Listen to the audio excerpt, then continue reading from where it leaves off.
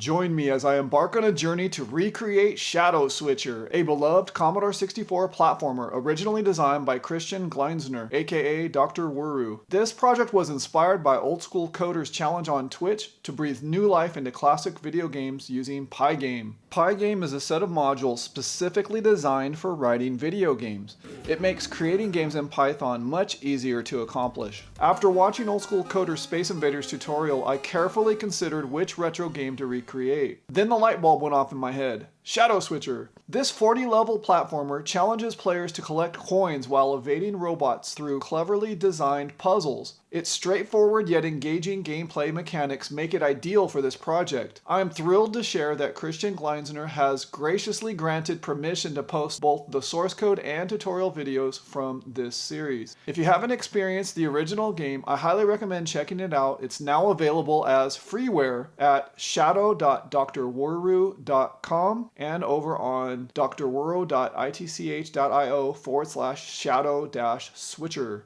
While I don't claim to be a Python or Pygame expert, I am passionate about tinkering and problem solving. This series will document my learning process, sharing discoveries and solutions along the way. The series is beginner friendly, though some prior experience with programming and Python will be beneficial. I will not be demonstrating all of the development, but rather the key moments I think could be useful to the beginner. The level editor from the original game will not be recreated in this project. In this first video, I'll walk through setting up your development environment on Windows 11, installing the following: Python, VScode, Git, GIMP, and then optionally Charpad, Notepad++, and Paint.net. So let's dive in and bring this Commodore 64 classic back to life.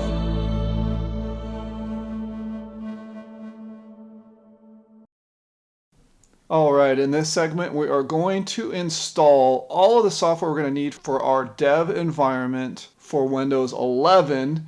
Most of these programs are cross-compatible and also work on the Mac and some in Linux as well.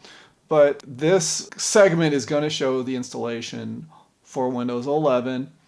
I like to use this tool here, the website Ninite, because it packages all of the programs that we need, almost all of them, in one little package, and we can install it without having much fuss.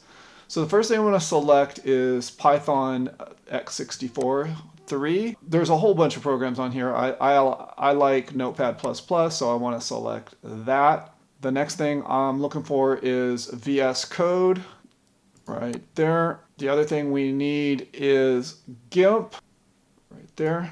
And right next to GIMP is Paint.net. They kind of work together. You don't need both of them. GIMP can pretty much do what we need. If you have something like Photoshop, it's probably way better. The GIMP is the free and open source version. So let's get started with that. And I want to click Get Your Ninite. And I'm going to go ahead and run the installer.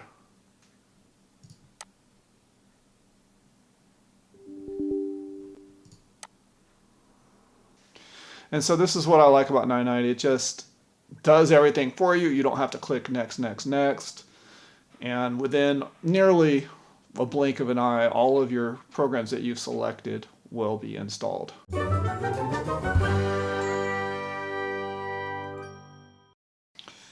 The reason, I don't know, I like Paint.net because I'm kind of used to it. And I like its color picker a little better than I like GIMP's, and that's one of the reasons why I use Paint.net. Alright, so it is finished, and let's check our desktop to see if we have icons, and indeed we do. Oh, by the way, we've got a little friend there. And alright, that we are going to now, I have a copy of Charpad I'm going to install. Now this one is a paid version, but if we go to, let's go to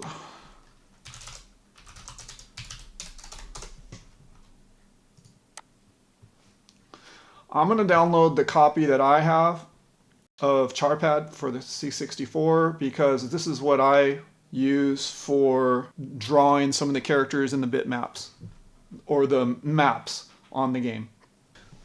So I just need to create a shortcut to it. I already have it installed, and I'm going to create a shortcut. And while we're at it, I will pin it to the taskbar. Same thing with VS Code. We'll do that too. We'll start it up and pin it to the taskbar. The GIMP and Paint.net, we can do that later. Notepad++, not really so concerned with. Before I forget, there's one last item we need to get, and that is Git. So we're going to go ahead and download Git for Windows, and we want to install that. And it allows us to check out our changes. I'm going to hit run as administrator so we can go and look at previous versions if we need to check out anything. And then what we're going to do is we're going to hit next, and then we're going to uncheck open Git bash. And then on the default editor, we're going to switch this to Notepad. So we're going to hit next, next, next, next, and next. And we're going to use the Windows default console window default. Next, next, next, next, and Git is installing.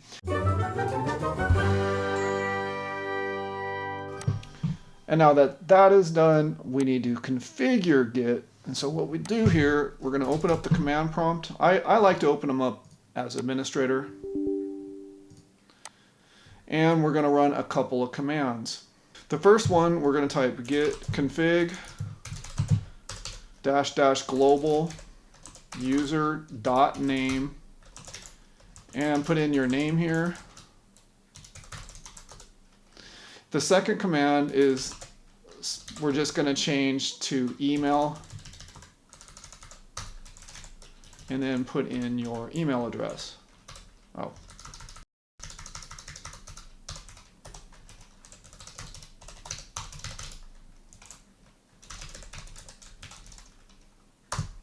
And to make sure it's working, you type git -- version, and you can see which version of Git we are using.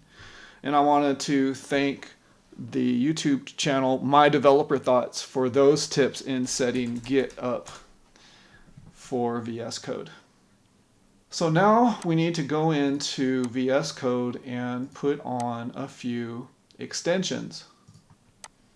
So there's a ton of extensions that we could use, but the ones that I am using are the ones I'm going to recommend.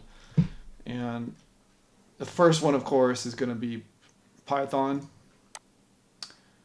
We're going to want PyLance, and that's being installed right now. The next one is Better Comments. And the reason why I like this, it lets you do these color-coded comments, and you can put in keywords and have them show up, have your comments show up differently. I also use Git Lens.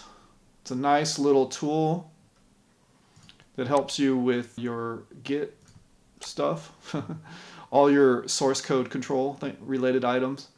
I'm going to install IntelliCode. This one highlights your errors in your source code, which is really nice and can keep you on track. And then I think lastly is VS Code icons. There's a bunch of different ones that you could use for this, but this will kind of change the way your icons look, give them some graphic. And now what I want to do is go ahead and configure our source control. And the first thing we need to do is hit initialize repository. And the next thing I want to do is go over to our folders and create a new file, which is going to allow us to ignore certain files and folders that we don't want included as part of our Git repository. And to do that, we just create a file, and we're going to call it .gitignore. And then within that file, the first thing we're going to put in there is .gitignore, because we don't want that in our repository. And I'm going to hit Control S to save. And then the next thing I want to include in the gitignore file is the __py cache folder. We don't have one yet, but we don't want that included in our source code. I'm going to hit Control S. And then what I thought we'd do really quick is create a test source file. So we'll hit the plus and we'll do a test.py just to make sure things are working. And we'll do a print hello world just to make sure that's working, and see if we can run that. And sure enough, hello world prints. Really quickly, I wanted to point out that you might see that little 1 over here on the source control button. That just means we have one pending change that is uncommitted. And if we were at a point in our project that we wanted to sort of commit those changes and save them so that we could maybe revert back or refer to them later, we could put in here a message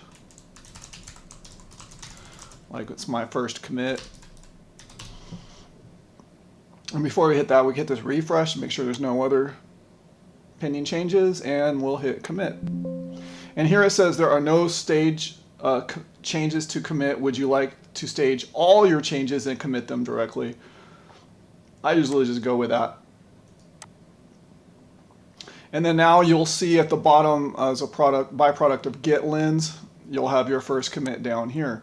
And if you click on it, you can see on here you have what it was before and what it is now. And as you make changes, you can sort of compare those before and after. So it's a real helpful tool once you get further into your project. Now, before we go too much further, we want to also install Pygame. So in this terminal window down here, I'm going to type the command pip install Pygame. And that should tell Python to go ahead and install Pygame so that we can use that module. Now that Pygame's installed, what I want to do is go over to the Oldskoolcoder's GitHub and download the Py template that he has. I think this is a very good skeleton code that we can use to create Pygame projects with. And so I'm going to hit download zip file, and I am going to extract that in our Python folder.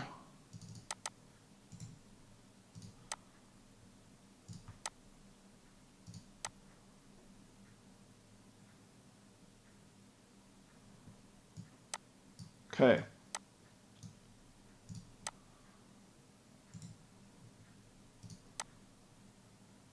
And then just to see if that works, let's go ahead and open that folder here. We're going to go File, Open Folder, select that folder, and then within there we're going to go into the main and see if we can run this. And it should just be a blank window if it runs successfully. And there it is. So we just have a blank window with a title. And so that's one way of knowing that we've successfully installed Pygame. This simple program here, all it is, it imports Pygame, and we're going to call it PG to shorten it a little.